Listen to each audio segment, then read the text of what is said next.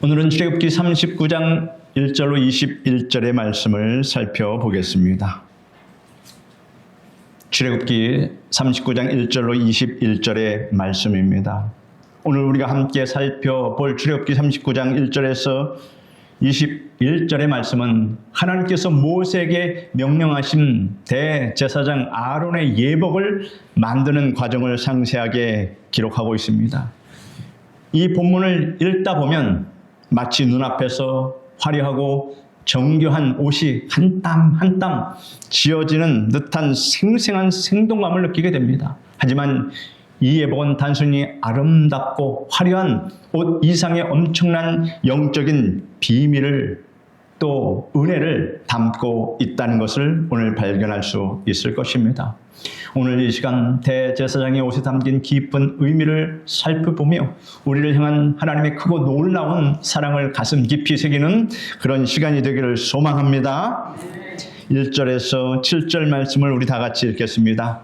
그들은 여호와께서 모세에게 명령하신 대로 청색, 자색, 홍색 실로 성소에서 섬길 때 입을 정교한 옷을 만들고 또 아론을 위해 거룩한 옷을 만들었더라.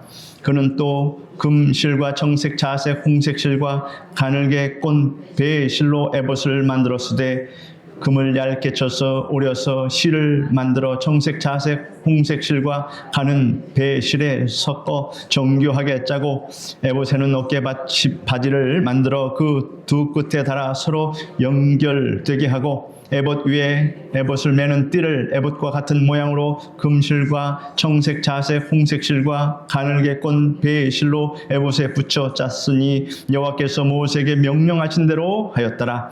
그들은 또 호마노를 깎아 금태에 물려 도장을 새김같이 이스라엘의 아들들의 이름을 그것에 새겨 에봇 어깨 바지에 달아 이스라엘의 아들들을 기념하는 보석을 삼았으니 여호와께서 모세에게 명하신 대로 하였더라.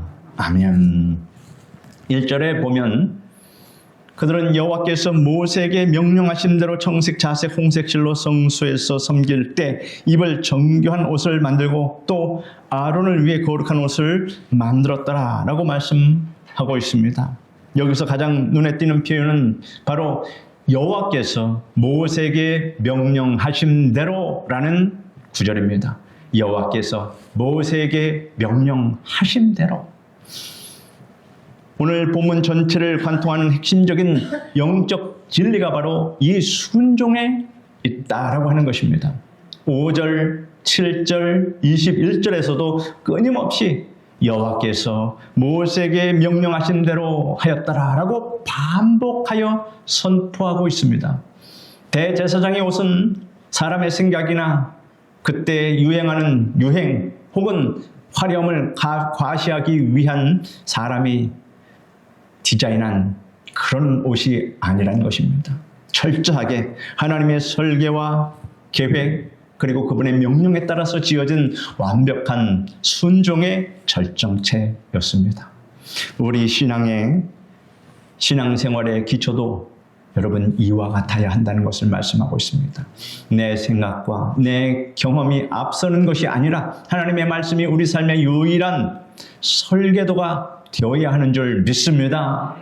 말씀대로 지어진 인생만이 하나님 앞에서 가장 거룩하고 아름다운 영적 예복을 입는 그런 삶이 될 수 있습니다.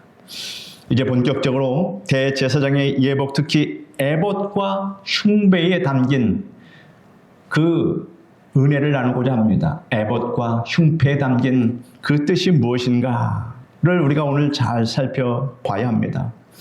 본문 2절부터 5절까지는 에봇을 만드는 과정이 등장합니다. 에봇은 금실과 청색, 자색, 홍색실 그리고 가늘게 꼰 배실로 정교하게 짜서 만든 조끼 모양의 겉옷입니다.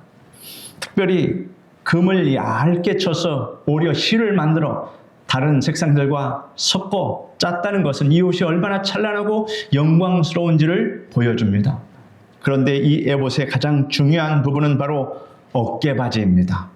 오늘 6절과 7절을 보면 호마노 2개를 깎아 금태에 물리고 그 위에 이스라엘 12 아들의 이름을 각각 6씩 나누어 새겼습니다.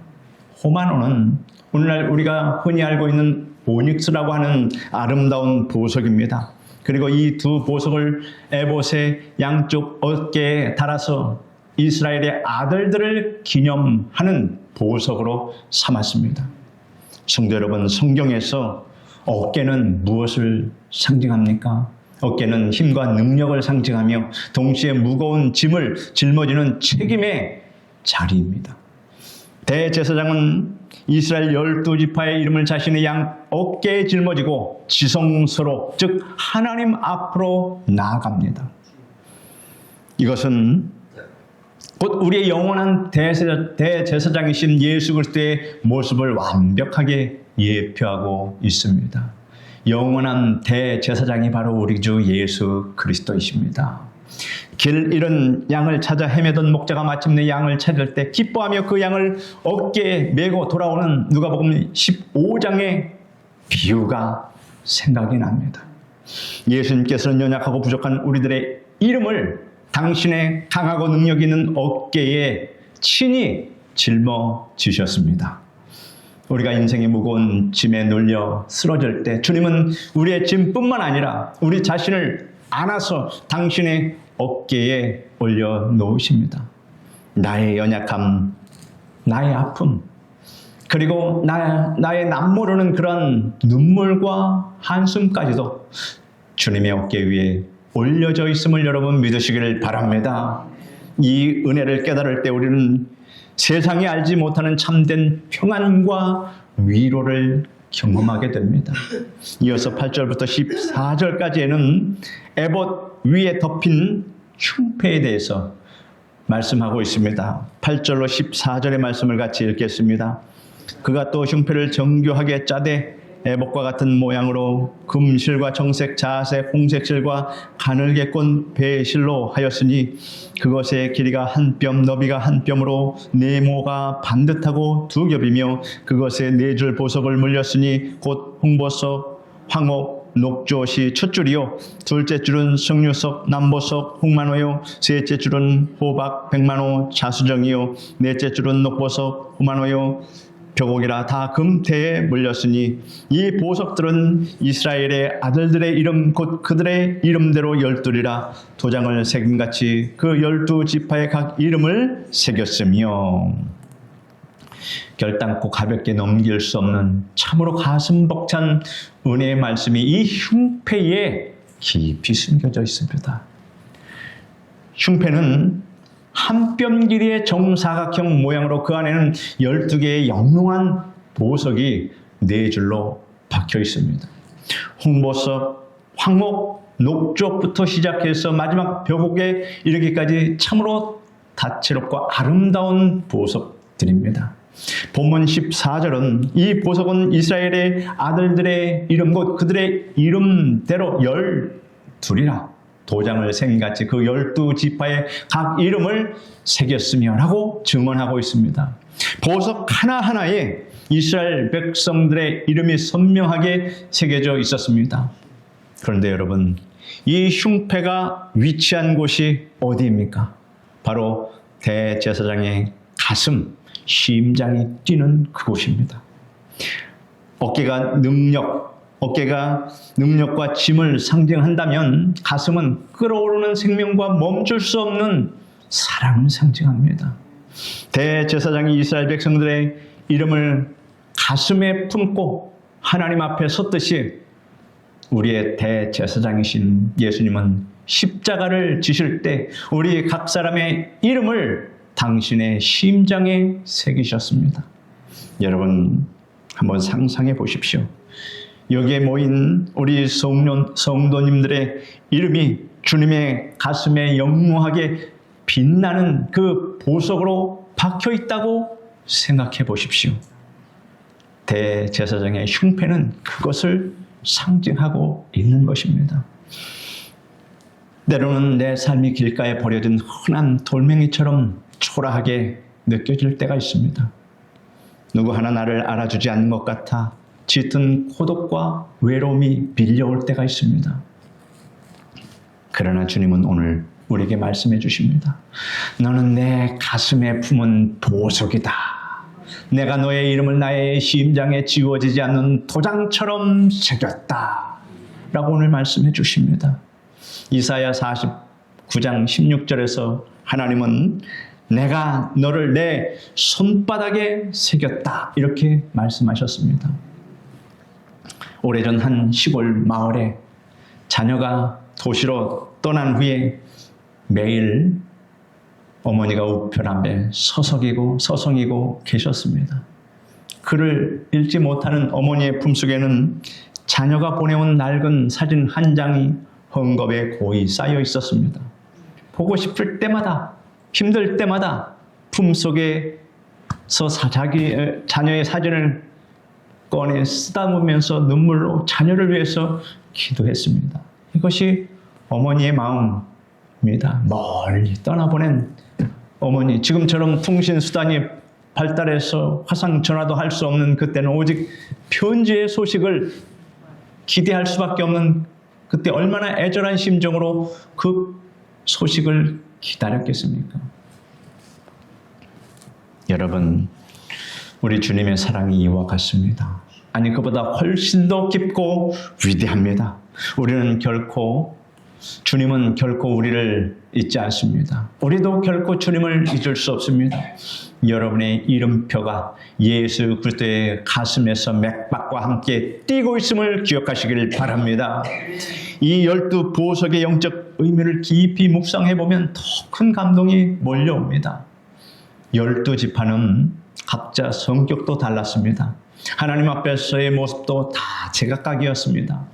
어떤 지파는 충성스러웠지만 어떤 지파는 불평하고 실수투성이었습니다. 그런데 사람도 다 똑같지 않습니다. 우리들의 모습도 다 각양각색입니다. 어떤 때는 믿음을 충만히 보이기도 하고 감사하다가도 어떤 때 작은 시련에 쉽게 넘어지고 원망하는 연약한 존재들이다라고 하는 것입니다. 그러나 하나님은 완벽한 자녀만 금태에 물려 보석으로 품으신 것이 아닙니다. 실수하고 넘어지는 자녀까지도 차별 없이 각자의 고유한 빛을 발하는 보석으로 다듬어서 당신 품 안에 안으셨습니다.